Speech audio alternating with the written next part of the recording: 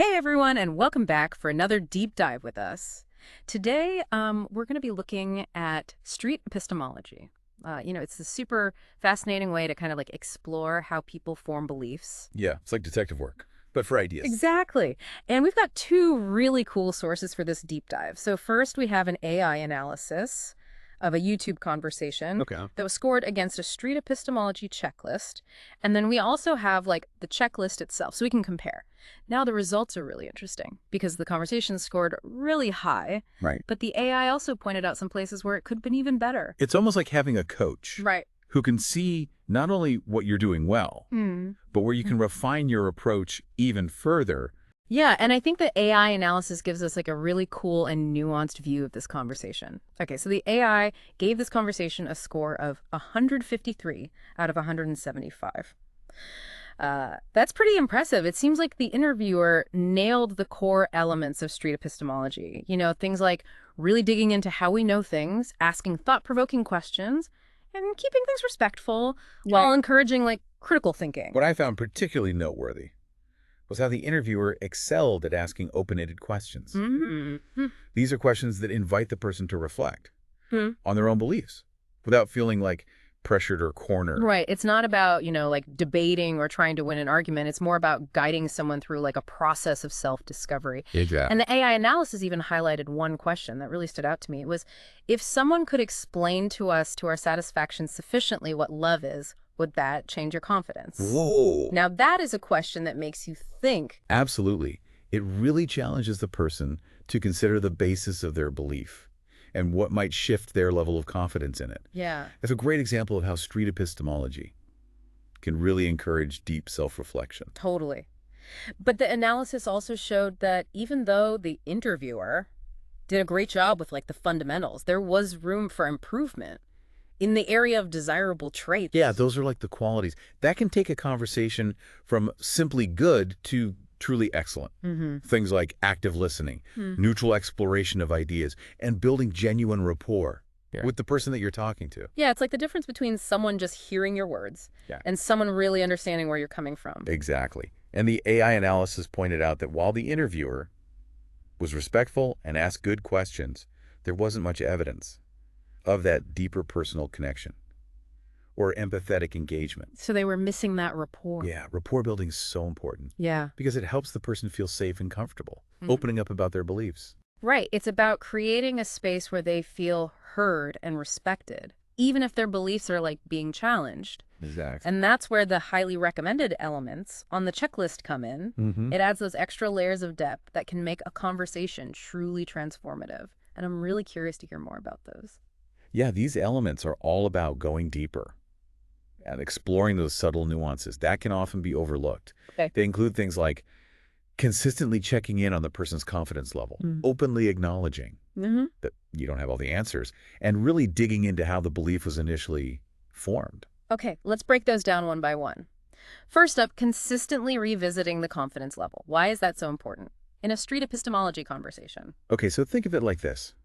If you're on a journey and you're using a map to guide you, you'd probably check that map every so often to make sure you're still on the right track. Right. Revisiting the confidence level is similar. It helps both the interviewer and the interviewee track potential shifts in thinking as the conversation unfolds. So it's not just about figuring out where someone stands at the beginning of the conversation. It's about seeing if their conviction wavers or strengthens as they explore their beliefs more deeply. Precisely. It allows you to see if the conversation itself is having an impact. Are they becoming more certain, less certain? Are they discovering new perspectives they hadn't considered before? That makes a lot of sense. And what about admitting, I don't know, I know that can feel a little vulnerable, but the checklist seems to suggest that it's actually a good thing in these types of conversations. Why is that? It's all about modeling intellectual humility. When you're willing to admit your own uncertainties, it can make the other person feel more comfortable being open about theirs. Okay. It shifts the dynamic away from a battle of right versus wrong and towards a shared journey of exploration. So it's about creating a sense of partnership, a feeling that you're both in this together, learning and exploring side by side. Okay, now I'm really intrigued by this idea of exploring, how a belief was formed. The checklist even gives some interesting example questions, like What experiences or information led you to adopt this belief initially? It's like we're going on an archaeological dig into someone's mind. I love that analogy. And, understanding the origins of a belief Mm. can be incredibly revealing. Yeah? It can help us uncover potential biases, emotional influences, or even unreliable sources of information that might be shaping someone's worldview. It's like peeling back the layers of an onion to see what's at the core. Sometimes we might find that our beliefs are based on solid evidence and reasoning, but other times we might discover that they're rooted in assumptions, cultural conditioning, or even misinformation. And that's where the real power of street epistemology lies. It's not about trying to change someone's mind or tell them what to believe. It's about helping them become more aware of the factors that have influenced their thinking so they can make more informed decisions about what they choose to believe. So it's about empowering people to become more critical thinkers and to take ownership of their own beliefs. Exactly. I think that's a really valuable skill, especially in today's world, where we're bombarded with information from all sides. Absolutely. Street epistemology gives us the tools to navigate that information overload and to make more conscious, deliberate choices about what we allow to shape our beliefs. Okay, so we've talked about the core elements, the desirable traits and these highly recommended elements, but let's bring it back to the specific YouTube conversation that the AI analyzed. What were some of the missed opportunities for deeper engagement that you noticed? Well, one that stood out to me was the lack of follow-up on the confidence level. Oh, right. Remember, the interviewee initially stated a confidence level, Oh, 11 out of 10, yeah. in their belief. Yeah. While the interviewer did a great job of establishing the confidence scale at the beginning, they didn't revisit it at any point later in the conversation. Oh, that's right. They missed a chance to see if the conversation itself had any impact on the interviewee's level of conviction. Exactly. Did all that exploration strengthen their belief, weaken it, or perhaps even lead them to discover a completely different perspective? We don't know, because that follow-up question wasn't asked. It seems like such a simple thing, but revisiting that confidence level can provide such valuable insight into the effectiveness of the dialogue. It's all about providing the interviewee with the space to notice and articulate any shifts in their thinking, which can be incredibly empowering. Okay. And it also gives the interviewer valuable feedback on how the conversation is unfolding. It's like finishing a really thought-provoking book and wanting to talk to someone about it, to see how their perspective has shifted. Those follow-up conversations can be so illuminating. Yeah, definitely. Totally. Those follow-up conversations can be so eye-opening. Okay, so missing that follow-up on the confidence level was one missed opportunity. What else did the AI point out? Another key area was the lack of explicitly acknowledging uncertainty. So while the interviewer was definitely respectful and open to the interviewee's perspective, they didn't really share any of their own doubts or uncertainties. So it was more like they were presenting themselves as an expert with all the answers, rather than someone who's also on a journey of like learning and discovery. Exactly. And, Yeah. Can create a bit of a barrier in the conversation. It can make the interviewee feel like they need to have all the answers too, Right. which can make them less likely to open up and explore their beliefs, honestly. It's like the interviewer was saying, I've got it all figured out, rather than, hey, let's figure this out together. Right. And that subtle shift in approach can make a big difference Yeah. in terms of creating a truly collaborative and open atmosphere. So modeling intellectual humility is really important in street epistemology. It's about showing the other person that it's okay to not have all the answers, that we're all learning and growing together. Precisely. It's about creating that safe space where people feel comfortable admitting, I'm not entirely sure about this. Or I'm open to considering other perspectives. And speaking of that collaborative spirit, the AI analysis also mentioned that the conversation could have been even more explicitly collaborative. Yeah. While the interviewer asked good open-ended questions and tried to explore the belief with the interviewee, the dynamic felt more like an interview than a true partnership. That sounded like the interviewer was leading the conversation, rather than facilitating a shared journey of discovery. Exactly. It's subtle. But using phrases like, let's explore this together, or what are your thoughts on this, can make a big difference. It signals to the other person that you're not there to judge or correct them, but to genuinely understand their perspective and explore the issue alongside them. It's like inviting someone on an adventure, saying, hey, I don't know where this path leads, but let's explore it together and see what we discover. I love that analogy. And, when people feel like they're actively participating in the exploration, they're more likely to be open to new ideas Yeah. and to question their own assumptions. It's about creating a space where curiosity and critical thinking can really flourish. Okay, so we've talked about revisiting the confidence level, modeling intellectual humility, and fostering a more collaborative approach.